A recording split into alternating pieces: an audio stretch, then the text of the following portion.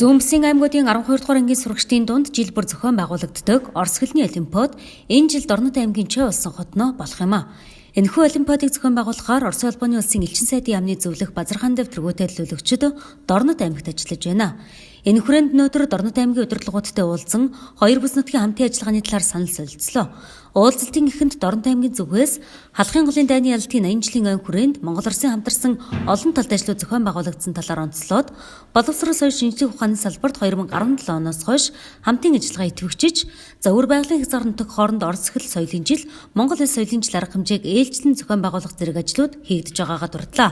За энэ жилийн тухайд гэхэд Дорнод аймгийн 4 оюутан өвөр байгалийн хязгаарлалтад үнэлт бүргээс суралцаж, харин өвөр байгалийн хязгаарт Монгол хэл соёлын төвийг нээхээр ажиллаж байгаа гэд энэ салбарын хамтын ажиллагаа жилээс жилд өргөжж байгааг хэллээ. Орос хэл соёлыг сурчлах сарын аяныг өргөн хүрээнд үр дүнтэй байнга зохион байгуулах. В рамках пропаганды русского языка и культуры сделать месячники русского кино и песни и так далее. Орос орны тухай, Оросын ёс заншилтай танилцуулах, аялал зохион байгуулах буюу хамтарсан соёлын хөтөлбөрийг хэрэгжүүлэх. Осуществлять совместные культурные путешествия по ознакомлению России и его традициями.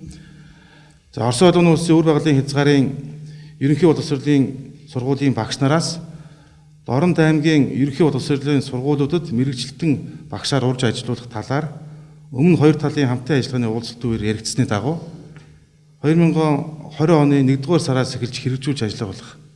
За зуны амралтаар Оросын хүүхдүүдийг Монголд, Монголын хүүхдүүдийг Орос улбаны улсын цуслан солилцоогоор амрааж хүүхэд өсвөр үеийнхнийг харилцсан суралцах боломжийг нээж өгөх.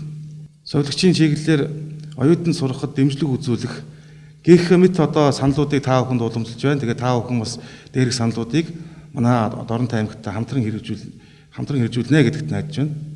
Что касается ваших предложений. Тавьсан саналуудыг бол би сая хүлээж явлаа. Үнэхээр одоо ач холбогдолтой ийм саналууд байна. Тийм учраас энэ саналууд дээр бол биднес бол сайн одоо ажиллах хэрэгтэй байна. Что касается обучения. Орос хэлний хувьд бол Орос хэлийг сурчлах энэ тал дээр бол ялангуяа одоо сайн дураа багш нарыг урьж ачруулах энэ тал дээр бол биднес зөвхөн танай аймаг биш ер нь Монгол улс даяар бол энийг одоо хэрэгжүүлэх тал дээр бол ажиллаж байгаа. Русский язык, центр русского языка при Манай шинжлэх ухааны соёлын төв тэрүүн дэргэд байдаг Орос хэлний төвийнхэн гол зорилго бол Монгол улсад Орос хэлийг бол одоо өргөн хүрээнд эзэмшүүлэх мэддэг байх. Тэг тусмаа Оросын холбооны улсад олон оюутан суралцах энэ тал дээр бол одоо ажиллаж байгаа.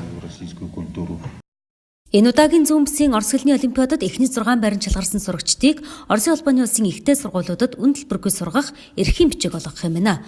За улмаар орос хэлээр хэн сайн дуулах вэ? Хэн сайн шүлэг унших вэ зэрэг уралдаанууд давхар зохион байгуулагдана. За ер нь цаашид Оросын улбаны улсын шинжлэх ухааны соёлын төвөөс орос хэлтэй иргэдийг олноор бэлтгэх, орос хэлний танхим төвүүдийг орон нутгуудад байгуулан ажиллахаар зорж байгаагаа илэрхийллээ.